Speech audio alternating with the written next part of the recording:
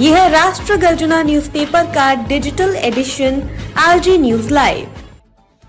असली शिवसेना कौन? महाराष्ट्र की जनता ने दे दिया है फैसला। एकनाथ शिंदे ने उद्धव ठाकरे पर कसा तंज।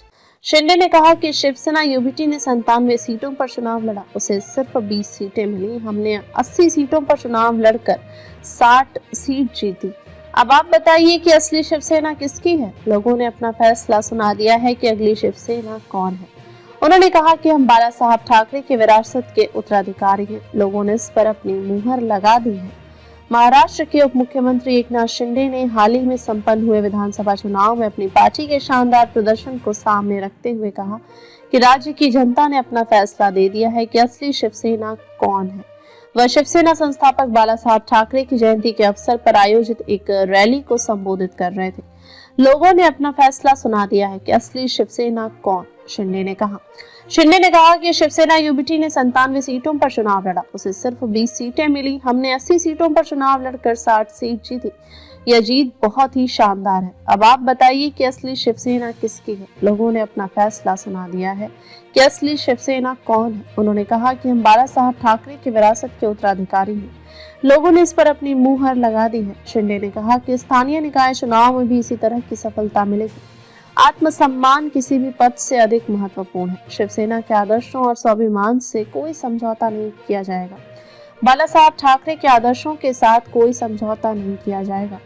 ठाकरे गुट को मशाल चिन्ह के साथ शिवसेना यूबीटी नाम दिया। गौरतलब है कि जून 2022 में शिवसेना तब विभाजित हो गई थी जब शिंदे ने महाराष्ट्र के तत्कालीन मुख्यमंत्री उद्धव ठाकरे के खिलाफ विद्रोह कर दिया था। इस एनडीए सरकार गिर गई थी।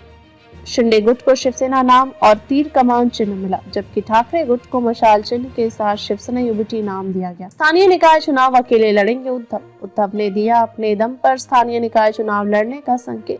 शिवसेना यूबीटी प्रमुख उद्धव ठाकरे ने गुरुवार को संकेत दिया है कि उनकी पार्टी राज्य में आगामी स्थानीय निकाय चुनाव अपने दम पर लड़ सकती है। उनकी पार्टी के कार्यकर्ता इसके लिए उत्सुक हैं। वह उचित समय पर इस पर निर्णय लेंगे। विधानसभा चुनाव में हार को लेकर महाविकास अघाड़ी एनडीए की आलोचना करने के लिए केंद्रीय गृह मंत्री अमित शाह पर निशाना साधा। कहा कि किसी को भी उनकी पार्टी के साथ खिलवाड़ करने की कोशिश नहीं करनी चाहिए।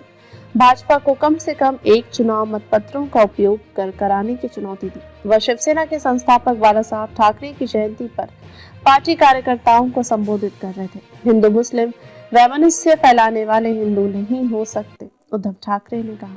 शिवसेना यूबीटी प्रमुख उद्धव ठाकरे ने भारतीय जनता पार्टी पर तीखा हमला किया और कहा कि जो कोई भी सांप्रदायिक वैमनस्य फैलाता है वह हिंदू नहीं हो सकता। यह पुष्टि करते हुए कि पार्टी का हिंदुत्व स्वच्छ है। महाराष्ट्र के पूर्व मुख्यमंत्री ने भाजपा के नेतृत्व वाले केंद्र को मतपत्र पर चुनाव कराने की भी चुनौती दी।